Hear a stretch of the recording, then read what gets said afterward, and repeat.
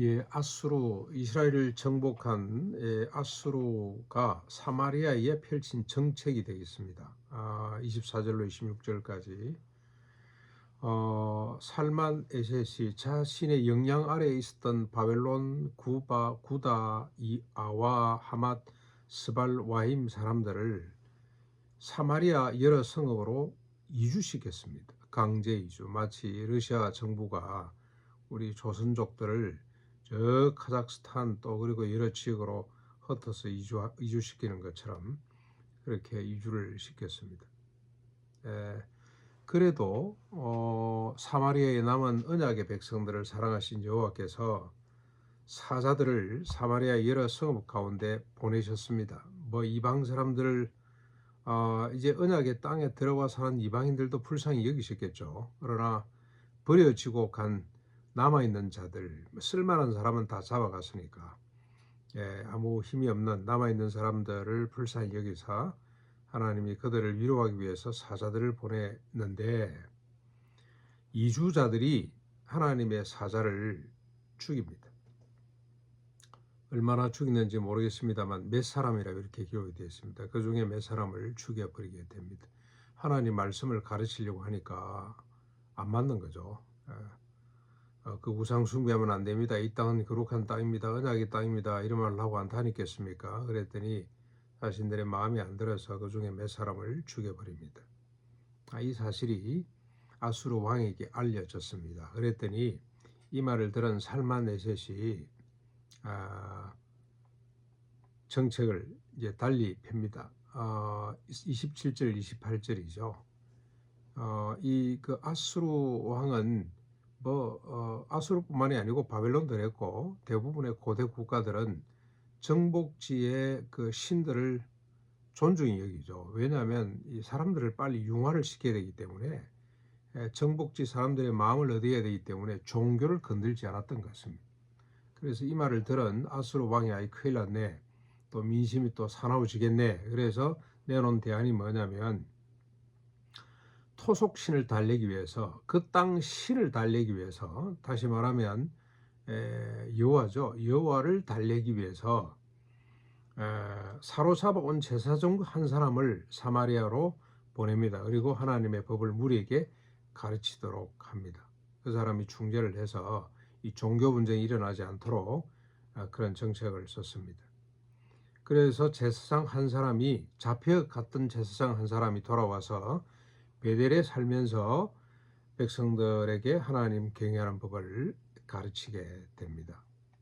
남아있는 사람들도 가르치고 이주한 사람들에게도 여호와 하나님이 어떤 분인지 원래 이 땅에 하나님이셨던 분을 가르치기 시작했습니다. 그런데 29절부터 34절까지 보면 각 민족들이 이 말을 듣지를 않죠. 자기 신상들을 만들어서 사마리아 사람들의 산당과 거주하는 성읍에 두고 자기들의 마음에 드는 자를 제사장으로 삼고 자기를 위해서 제사를 지내게 됩니다. 그러니 여호와 제사장이 와서 여호와의 도를 가르쳐도 아무 소용이 없습니다. 원주민들, 이 언약의 백성들, 사마리아 이스라엘 사람들조차도 율례와 법도 계명에 관심이 없습니다. 듣지를 않습니다.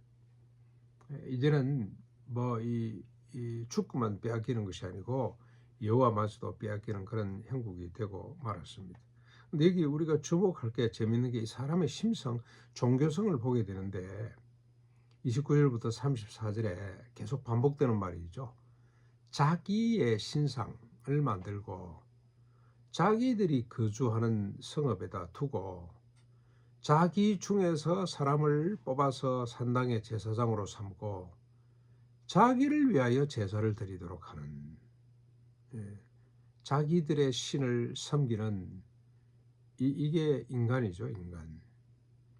자기를 위한 신, 자기들 마음에 드는 신을 만들고 섬기고 결국 자기를 위해서 종교, 신이 필요한 이게 인간의 본성이라는 겁니다. 종교심이겠죠. 종교심. 인간의 마음속에는 종교심이 다 있는 것 같습니다. 형태가 다를 뿐이지. 어떤 사람은 손바닥에 왕자를 쓰기도 하고 어떤 사람은 법당에 가서 뭐 천배 만배 하는 사람들도 있고, 어떤 사람들은 교회에 가서 또 엎드려 있는 사람이 있고, 형태가 다를 뿐이지 인간의 기본적인 어떤 종교성은 자기를 위해서라는 겁니다. 그런데 기독교는 어떻습니까? 자기를 위해서가 아니고 주님을 위해서, 주님을 위한다는 것은 곧 우리 모두를 위해서, 타자를 위해서, 이 차이입니다. 이 차이. 하나님의 법은 그 방향으로 가고 있고, 세상의 법은 종교법이죠. 세상의 법은 자기를 위해서 치닫고 있다는 것을 오늘 우리가 또 한 번 확인할 수가 있습니다. 자, 그래서 35절부터 41절, 원래는 어떻습니까? 여호와께서 야곱과 그 자손과 맺은 언약은 다른 신을 섬기지 말라. 오직 큰 능력과 편팔로 애굽에서 인도하여 내신 여호와만 섬기라. 여호와께서 이스라엘을 위하여 기록한 율례 법도 율법 계명을 지켜 영원히 행하라. 그냥 뭐 율법 이러면 될 텐데 그러지를 않고 율례 법도 율법 계명으로 이렇게 다양한 표현을 쓰는 건 뭡니까? 그만큼 다양한 각도에서 많은 것들을 주었다는 겁니다. 그리하면 여호와께서 이스라엘을 모든 원수의 손에서 건져 주실 뿐만이 아니고 어떻습니까? 열방의 복의 근원으로 삼아 주시겠다. 여호와의 율례와 법도와 율법과 계명은 뭐죠? 좀 전에 우리가 살펴봤습니다만 하나님 사랑, 이웃 사랑이죠. 자기가 아닙니다. 자기 사랑이 아니고 자기 중심성이 아닙니다. 하나님 중심, 타자 중심이죠. 하나님 중심은 곧 타자, 우리 모두를 생각하는 이 차이. 이게 여호와 율법인데 그렇게만 하면 하나님께서 지켜주실 뿐만이 아니라 열국 가운데 기표로 높이 들어서시고 복의 근원으로 들어서셔가지고 온 땅에 정의와 평화가 하수처럼 바닷물처럼 차고 넘치게 될 것인데, 그 하나님의 큰 뜻을 망각해버린 이스라엘 민족들. 근데 여러분 어떻습니까? 이스라엘 그들을 듣지 않고 오히려 이전 풍습 그리고 여러 민족들이 섬기는 우상들을 조상들이 그랬던 것처럼 섬기게 되었다고 기록을 합니다. 이스라엘 자손들이 대대로 이방 신들에게 끌리는 이유가 뭔가? 끌릴 수밖에 없죠. 하나님의 법은 자꾸 전체를 생각하라 그러고 이웃을 생각하라 그러고 세상의 법은 자기를 생각하라 그러니 끌릴 수밖에 없죠.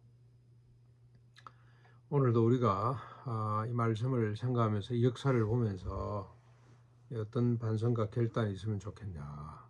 자기를 위해 다른 신을 두거나 섬기지 말고 어떤 신을 두거나 섬기지 말고 여호와 하나님도 자기를 위해서 변형시키지 말고 오직 여호와만 섬기는, 여호와 섬기는 것은 율법에 다 기록되어 있습니다. 그게 압축 파일로 묶어놓은 것이 산상보원이라고 생각을 합니다. 오늘도 이 산상보원의 가치를 쫓는 지키되 영원히 지키라고 말씀하신 것 참 인상적입니다. 우리가 이 땅에서도 지켜야 되고 이제 천국 가면은 100% 완전히 지키게 되겠죠. 이 땅 위에서 이 지키기를 훈련하는 또 실천하고 또 누리는 이런 복을 누렸으면 좋겠습니다.